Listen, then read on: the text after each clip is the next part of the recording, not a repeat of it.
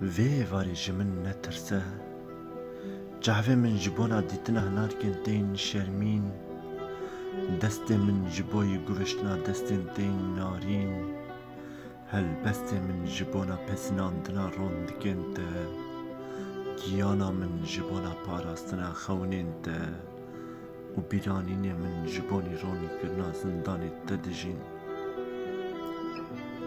Ji min netirse, di alaya te yê birîndar de rengekî birîndarım, nayêm dîtin li ser devên sînorên te pasvanekî kuştî, şervanekî evîndarım. Ji bo te dijim, lê bi tenê ji te bêparım. Ji bo te dijim, lê bi tenê ji te bêparım.